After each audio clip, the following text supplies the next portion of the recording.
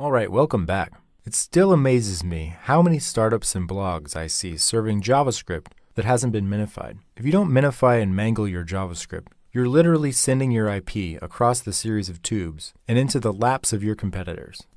In this episode, we're going to discuss what to use to obfuscate and otherwise ready your code for production, while making it smaller in the meantime. We're going to start where we left off in the last episode, but if you need to catch up, check out prod.js2.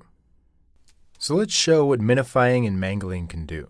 There are three parts to optimizing any JavaScript bundle. The first is concatenation, whereby we join multiple files together. Now Webpack already does this, and you can see it in the Webpack dev. We're asking it to join all three of these files together as one file called main bundle. Next we have minification. Let's get into that a little deeper now. Let's start by npm installing babel minify. Now to illustrate, I'm going to write out a piece of contrived code that will show what's possible when we minify.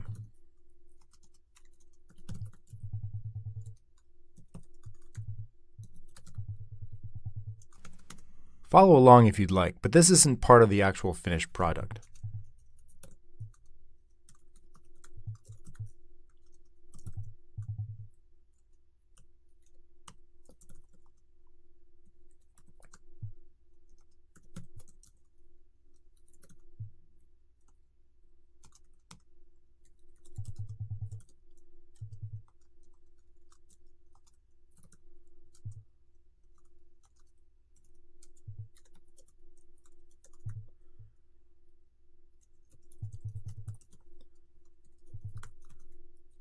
It's useful in illustrating what the minifier can and can't do.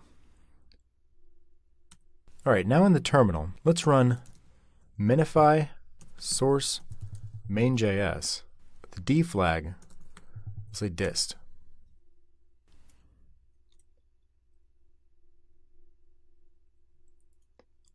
Now inside of our main.js and dist, we can see what's happened.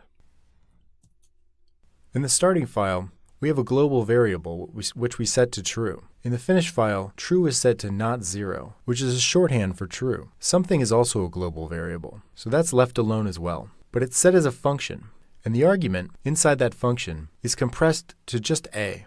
The argument is then set to our long variable name. But in the final file, minify doesn't care about that, because we're using that variable as the argument for the next function. It passes a right along to the next function. It then returns the long variable times the long variable as a multiplied by a, plus the global. And all of that is a function inside the console log. So you can see that it's doing a bunch of very smart optimizations based on its knowledge of JavaScript. It's using less naming of variables, but the final code is very much the same functionality as the original code. I wanted to show you this, that minify isn't just removing white space, like it's doing up here in these requires. It's changing variable names, but it's only doing those within a function scope. When it's the global scope, it leaves the variable names as is. Now that's a way to make sure that anything minify does is not going to break the original code. When coding, putting things inside function scope are going to make them smaller, while defining variables in the global scope will keep them the same size. Alright, so that was minify. Now in order to use that within your final production build, we're going to add that to Webpack prod. Let's install babel minify Webpack plugin.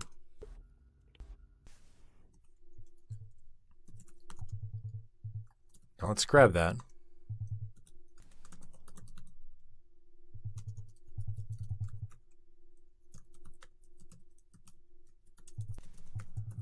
Now down in plugins, let's simply add new minify plugin. Now if we run npm run build,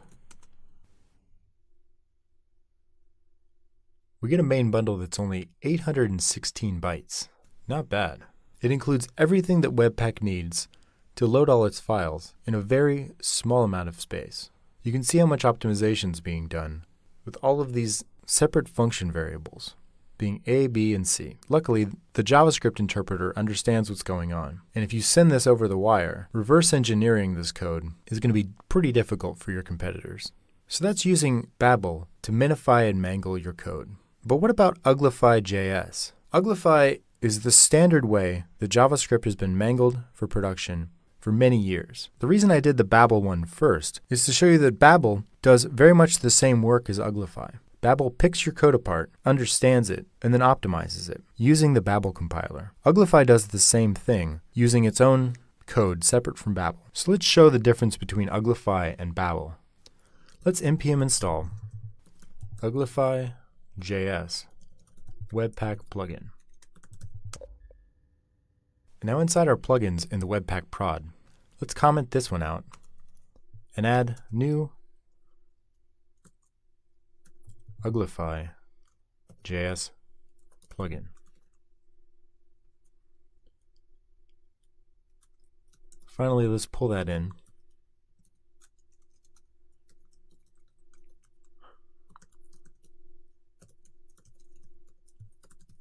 All right, let's rerun this. So you can see our main bundle.js is 811 bytes now. Now 5 bytes is kind of a whoop-de-doo number. But I wanted to show you that Babel and Uglify are in a bit of a war over who can create the smallest bundles. Uglify is the big player on the scene. It's standard in most JavaScript development workflows. But Babel is up and coming. Both are actively worked on, and I encourage you to use both and to check which is optimizing your production bundle the best. Alright, in this episode, I wanted to show you that tools like Uglify and Babel are using to reduce code size. Variable mangling, white space removal, and code replacement are part of that. If you need to catch up, the finished code can be found at git checkout prod-js2-final. Next, there's one final point I want to make about optimization, and that's actual compression. Compression is another subject that can get weedy pretty quickly, but it's a very important field in computer science. We'll stick to what's relevant for our purposes to make our file sizes even smaller. See you there.